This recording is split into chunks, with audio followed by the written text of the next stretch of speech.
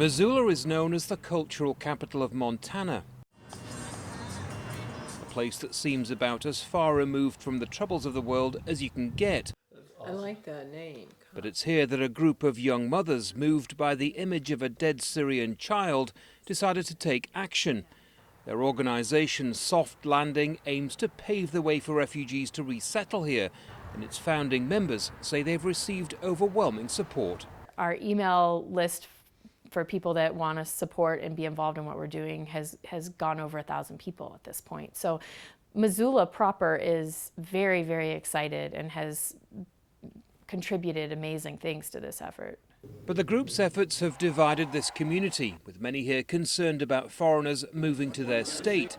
In rural parts of Montana, many say Syrian refugees pose a real threat.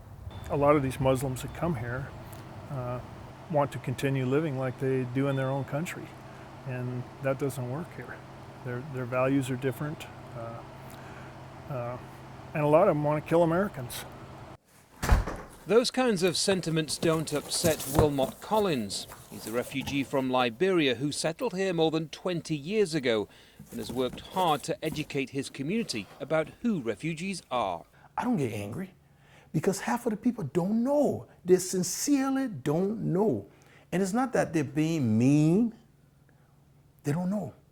And what better way to tell them than to tell them your story? Montana is known as the last best place in the US, but in this deeply Republican, overwhelmingly white state, the word refugee conjures up to many fears of insecurity. But despite opposition, individuals and groups here are determined to give refugees the chance of a new life. We get phone calls. Jessica delivers answers that I think make a lot of sense. Missoula's mayor says most residents here support refugee resettlement and says it's part of the American dream. They're risking all of this change to make the lives better for their family and for their descendants. It's pretty cool. It's really the immigration story, and that's the story of America.